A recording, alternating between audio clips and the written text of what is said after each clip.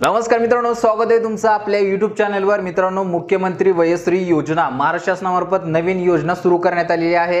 या योजनेअंतर्गत 65 वर्षावरील जे ज्येष्ठ नागरिक आहेत, लाभार्थी आहेत, यांना शासनाकडून अनुदानित स्वरूपात 3000 रुपयाची रक्कम डीबीटी मार्फत थेट त्यांच्या बँक खात्यामध्ये वर्ग करण्यात येणार आहे।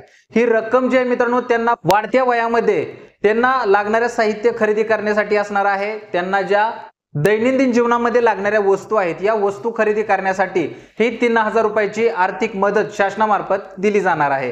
तर यासाठी मित्रांनो आपल्याला फॉर्म भरायचा आहे। कागदपत्राची संपूर्ण डिटेल मी पाठीमागच्या व्हिडिओत दिलेली आहे। तुम्हाला पाहिजे असेल त्याची लिंक मित्रांनो मी डिस्क्रिप्शन बॉक्स मध्ये देईन।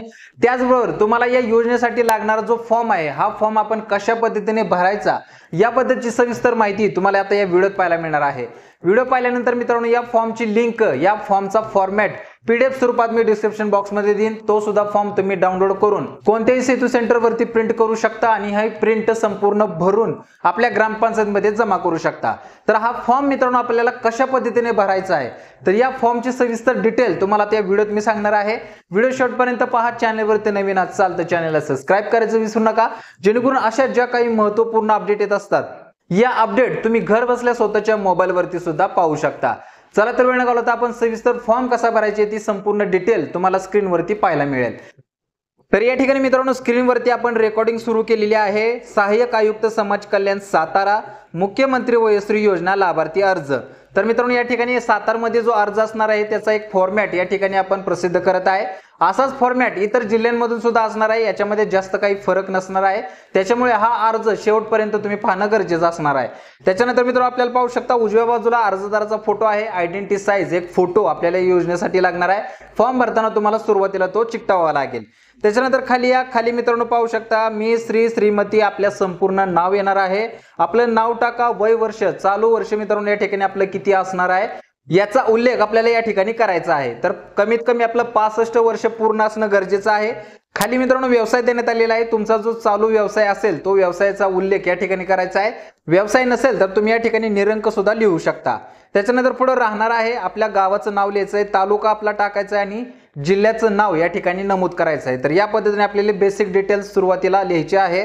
त्याच्यानंतर खाली पाहायचं आहे आपल्याला एक सत्यप्रतिज्ञापत्र पाहायला मिळेल। सत्यप्रतिज्ञेवर कथन करतो की मी खालील गावचा कायमचा रहिवासी असून मुख्यमंत्री वयश्री योजनेसाठी डॅश डॅश या उपकरण खरेदी करण्यासाठी अर्ज करीत आहे। तर या ठिकाणी मित्रांनो आपल्याला दैनंदिन जीवनामध्ये जी काही वस्तू लागणार आहे, जसं ऐकण्याचं यंत्र असेल, चालण्यासाठी काठी असेल, व्हीलचेअर असेल, कमोड चेअर असेल, तर अशा ज्या काही वस्तू आहेत मित्रांनो ज्या आपल्याला खूप गरजेच्या आहेत, तर यांचा उल्लेख आपल्याला या ठिकाणी करायचा आहे। कोणती एक वस्तू तुम्ही या ठिकाणी नमूद करू शकता। तर ही वस्तू खरेदी करण्यासाठी आपल्याला या अर्ज करायचा आहे। त्याच्यानंतर पुढे पाहायचं आहे मित्रांनो मी मागील 3 वर्षात स्थानिक स्वराज्य संस्था आणि सरकारद्वारे नियंत्रित सार्वजनिक उपक्रमांसहित कोणत्याही सरकारी स्रोतातून उपकरण विनामूल्य प्राप्त केलेले नाही। म्हणजेच आपण शासनामार्फत ज्या योजना वेगवेगळ्या प्रसिद्ध केल्या जातात, तर या कोणत्याही योजनेमधून आपण लाभ घेतलेला नाहीये, याबद्दलचं हे प्रतिज्ञापत्र आहे। त्याच्यानंतर मित्रांनो सदर योजनेचा लाभ देण्यासाठी खालील प्रमाणे माहिती सादर करीत आहे। आता मित्रांनो हा आपल्याला योजनेचा अर्ज खालील प्रमाणे भरायचा आहे, म्हणजे योजनेचा लाभ घेण्यासाठी आपल्याला हा अर्ज व्यवस्थितरित्या भरून द्यायचा आहे। तर अर्ज कसा भरायचा आहे सुरुवातीला पाहायचं मित्रांनो तपशील आहे, तक्ता देण्यात आलेला आहे। त्या तक्त्याच्या पुढे आपल्याला सविस्तर माहिती लिहायची आहे। 1 नंबरला आहे लाभार्थ्याचं नाव। लाभार्थ्याच्या नावापुढे मित्रांनो त्या चौकोनामध्येच आपलं संपूर्ण नाव लिहायचं आहे। खाली गावचं नाव आहे, तुमच्या ज्या गावाचं नाव असेल गावाचं नाव नमूद करा। तालुका आहे, जिल्हा या ठिकाणी सातारा नमूद केलाय। तुमच्या जिल्ह्यामध्ये जो फॉर्म प्रसिद्ध होईल त्याच्यामध्ये तुमच्या जिल्ह्याचं नाव तुम्हाला पाहायला मिळेल। त्याच्यानंतर पुढे 4 नंबरला आहे वय किमान 65 वर्ष। म्हणजेच या योजनेची अट आहे आपलं कमीत कमी वय 65 वर्ष असणं गरजेचं आहे। म्हणजेच 65 वर्षाच्या पुढील जे लाभार्थी असणार आहेत तेच या योजनेअंतर्गत सहभाग घेऊ शकणार आहे। त्याच्यानंतर 5 नंबरला आहे स्त्री पुरुष तृतीय पंथ, म्हणजे या ठिकाणी आपली जी कॅटेगरी आहे ते आपण या ठिकाणी नमूद करायची आहे। त्याच्यानंतर पुढे पहा 6 नंबरला आहे जात आणि पुढे आहे प्रवर्ग, म्हणजे आपली जात आणि जातीचा प्रवर्ग जो असेल तर तो आपण या ठिकाणी उल्लेख करायचा आहे। खाली पहा 7 नंबरला आहे भ्रमणध्वनी क्रमांक, चालू मोबाईल नंबर या ठिकाणी आपल्याला नमूद करायचा आहे। कौटुंबिक वार्षिक उत्पन्न, आता या ठिकाणी कमाल मर्यादा 200 लक्ष, म्हणजेच जास्तीत जास्त 2 लाखापर्यंतचं उत्पन्नाचा दाखला आपल्याला याला जोडायचा आहे। त्याच्यामुळे 2 लाखापेक्षा जर आपलं जास्त उत्पन्न होत असेल तर अशा लाभार्थ्यांनी याच्यामध्ये फॉर्म भरू नये, त्यांना या योजनेचा लाभ दिला जाणार नाही। त्याच्यानंतर 9 नंबरला आहे उत्पन्नाबाबतचे स्वयं घोषणापत्र यासोबत सादर केले आहे। तर हे स्वघोषणापत्र जे आहे मित्रांनो तुम्हाला व्हिडिओच्या खाली मी दाखवेन, त्याचा फॉर्मॅट या PDF मध्येच देण्यात आलेला आहे। पुढे 10 नंबरला आहे उपकरण साहित्याचे नाव, म्हणजेच आपल्याला ज्या उपकरणाची गरज आहे, जे साहित्य आपल्याला खरेदी करायचं आहे, तर त्या साहित्याचं नाव आपल्याला याच्यामध्ये नमूद करायचं आहे। पुढे पहा 11 नंबरला आहे साहित्याची अंदाजित रक्कम। तर जे आपण साहित्य खरेदी करणार आहे तर त्याची बाजारात रक्कम किती आहे, अंदाजित त्याची रक्कम किती किमतीला आपण खरेदी करू शकत आहोत, तर त्याची रक्कम संपूर्ण या ठिकाणी भरायची आहे। 12 नंबरला आहे उपकरण साहित्याबाबतचे दुबार लाभ न घेतल्याचे स्वघोषणापत्र सादर केले आहे। म्हणजेच हे आपण सरकारी कोणत्याही योजनेमधून या साहित्यांचा कधीही लाभ घेतलेला नाही तर त्याचं स्वघोषणापत्र आपल्याला द्यायचं आहे। ते स्वघोषणापत्र सुद्धा तुम्हाला मी खाली दाखवेन, या PDF मध्येच दिलेला आहे। त्याचा फॉर्मॅट कसा आहे तो तुम्हाला खाली व्यवस्थित समजेल, ते तुम्हाला शेवटी व्हिडिओमध्ये पाहायला मिळेल। त्याच्यानंतर पुढे 12 नंबर झाला। आता 13 नंबरला पहा बँकेचे नाव, तुमची चालू बँक जी आहे ती या ठिकाणी द्यायची आहे। चालू बँकेचं नाव तुम्हाला या ठिकाणी टाकायचं आहे, ज्या बँकेचं खातं तुम्ही याला लिंक करणार आहे।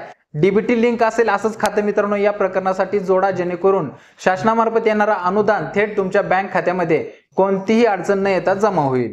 पुढे 14 नंबरला आहे शाखा, कोणत्या गावामध्ये कोणत्या शाखेमध्ये तुमचं हे खातं आहे त्या शाखेचं नाव लिहा। 15 नंबरला आहे खाते क्रमांक। खाते क्रमांक मित्रांनो न चुकता टाका, जेणेकरून पुढे व्हेरिफिकेशनला कोणत्याही प्रकारची अडचण येऊ नये। खाते नंबर जर चुकला तर तुमचा फॉर्म रिजेक्ट होऊ शकतो किंवा तुम्हाला येणारा अनुदान थांबवलं जाऊ शकतं, त्याच्यामुळे खाते नंबर व्यवस्थित लिहा।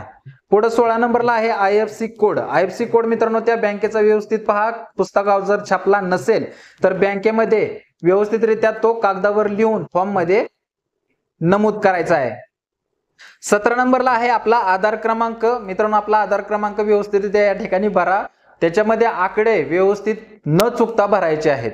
त्याच्यानंतर मित्रांनो पुढे पहा संपूर्ण फॉर्म आपला, म्हणजे आपली संपूर्ण माहिती भरून झाल्यानंतर आता शेवटी आपल्याला या योजनेसाठीचं स्वघोषणापत्र सादर करायचं आहे।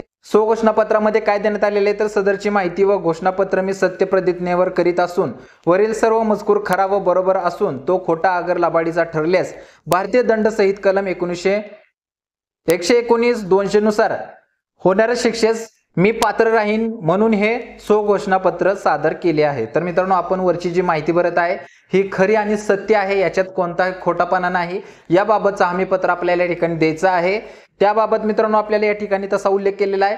त्याचबरोबर सोबत आपल्याला जी कागदपत्र जोडायचे आहेत त्याचा सुद्धा उल्लेख इथं पाहायला मिळेल। सोबत मित्रांनो स्वघोषणापत्र, आधार कार्ड झेरॉक्स आणि बँक पासबुक झेरॉक्स, तर या तीन डॉक्युमेंट मित्रांनो आपल्याला याबरोबर जोडायचे आहेत। स्वघोषणापत्र 2 असणार आहेत, जे उत्पन्नाचा असेल आणि कोणत्याही योजनेचा लाभ न घेतलेल्याचा असेल ते तुम्हाला आता पुढे पाहायला मिळेल। त्याचबरोबर आधार कार्ड झेरॉक्स आणि बँकेची झेरॉक्स असे 4 डॉक्युमेंट आपल्याला या फॉर्म बरोबर जोडावे लागणार आहेत।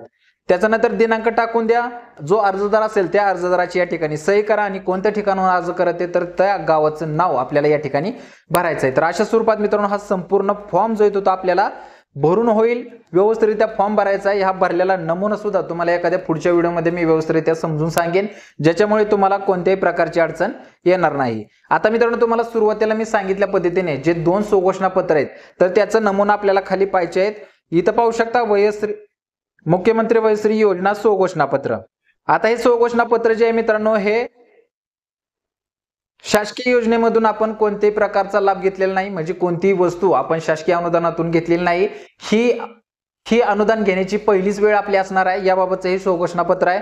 तसं मित्रांनो या ठिकाणी व्यवस्थितरित्या भरायचं आहे, नाव आहे, वय वर्ष आहे, व्यवसाय, राहणार, तालुका, जिल्हा। तर या पद्धतीने आपला संपूर्ण पत्ता आणि आपली स्वतःची माहिती तर सुरुवातीला भरायची आहे। त्याचबरोबर खाली मित्रांनो आपण कोणत्या उपकरणासाठी हा अर्ज भरत होतो त्या उपकरणाचा उल्लेख आपल्याला याच्यामध्ये करायचा आहे। संपूर्ण व्यवस्थितरित्या स्वघोषणापत्र वाचून घ्या। वाचून घेतल्यानंतर आपल्याला खाली त्याचा दिनांक टाकायचा आहे, ठिकाण टाकायचं आहे आणि स्वघोषणापत्र करणाऱ्याची सही म्हणजे आपल्या स्वतःची सही आपल्याला या ठिकाणी करायची आहे। तर अशा पद्धतीने मित्रांनो हे स्वघोषणापत्र जे आहे ते आपल्याला करावं लागणार आहे शासकीय योजनेचा कोणताही लाभ न घेतल्याबाबतचं।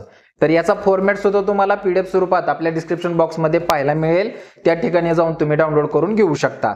त्याच्यानंतर पुढचं जे आहे स्वघोषणापत्र ते आपल्या उत्पन्न दाखल्याबाबतचं असणार आहे. 2 लाखाच्या आतील उत्पन्न आपलं असेल याबाबतचं हे स्वघोषणापत्र असणार आहे. म्हणजेच आपल्याला तलाठ्याकडे जावे लागणार नाही, आपल्याला स्वतःलाच हे स्वघोषणापत्र या ठिकाणी द्यायचं आहे.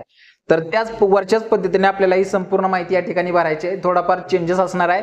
सुरुवातीला आपल्याला बेसिक डिटेल भरून घ्या, नाव घ्या, वय वर्ष लिहा, व्यवसाय लिहा, राहणार, तालुका, जिल्हा अशी व्यवस्थित डिटेल आपली जी आहे ती भरून घ्या. त्याच्यानंतर खाली आपल्याला आपल्या गावाचं नाव लिहायचं आहे. मौजे आपल्या गावाचं नाव लिहा, येथील जमीन बाबत क्षेत्र आहे आणि माझ्या कुटुंबाचे इतर शेती, नोकरी व इतर जे काही आपलं उत्पन्न असेल हे सर्व मिळून सर्व बाबींचे सन चालू वर्षामध्ये टाका मित्रांनो. 2023-24 म्हणजे पाठीमागच्या एका वर्षाचा उत्पन्नाचा दाखला आपला असतो. हा आपला उत्पन्नाचा आकडा या ठिकाणी नमूद करायचा आहे. खाली पहा रुपये आहे, तर तो आपल्याला आकड्यामध्ये लिहायचा आहे आणि पुढे अक्षरीमध्ये सुद्धा देण्यात आलेला आहे. म्हणजे दोन्हीमध्ये आपल्याला हा आकडा नमूद करायचा आहे. 1 लाख असेल तर 1 लाख लिहा आणि पुढे अक्षरामध्ये तो 1 लाख असं नमूद करा. तर या पद्धतीने मित्रांनो आपल्याला उत्पन्नाचं स्वघोषणापत्र द्यायचं आहे. खाली त्याच्यानंतर आपली ही सर्व माहिती खरी असल्याबाबतचं प्रतिज्ञापत्र आहे आणि खाली दिनांक टाकून ठिकाण टाकून आपली स्वाक्षरी जी आहे ती करायची आहे. तर या स्वरूपात हे दुसरं स्वघोषणापत्र आपलं असणार आहे उत्पन्नाचं. तर या पद्धतीने दोन्ही स्वघोषणापत्र जोडून आधार कार्ड झेरॉक्स आणि बँकेचं पुस्तक अशा स्वरूपात हा संपूर्ण परिपूर्ण योजनेचा अर्ज तयार करून आपल्या ग्रामपंचायतमध्ये मित्रांनो आपल्याला सबमिट करायचा आहे, जेणेकरून आपल्याला या योजनेमध्ये व्यवस्थितरित्या सहभाग घेता येईल. कागदपत्र पडताळणीमध्ये कोणती अडचण येणार नाही आणि शासनामार्फत येणारं अनुदान थेट आपल्या बँकेमध्ये जमा होईल. तर मित्रांनो चालू घडीला अतिशय महत्त्वाची अपडेट होती. नवीन योजना असल्यामुळे भरपूर लाभार्थ्यांपर्यंत ही माहिती पोहोचवणं गरजेचं होतं. पुढच्या व्हिडिओमध्ये मित्रांनो यासाठी लागणारे जे वेगवेगळ्या वेबसाईट असतील किंवा इतर जी माहिती असेल ते तुम्हाला पुढच्या व्हिडिओमध्ये पाहायलाच मिळेल. लवकरच याबद्दलच्या नवीन अपडेट आपण घेऊन येऊ. त्याच्यामुळे चॅनलवरती नवीन असेल तर चॅनलला सबस्क्राईब करायचं विसरू नका. भेटू पुढच्या व्हिडिओमध्ये अशाच नवीन अपडेटसह. तोपर्यंत धन्यवाद.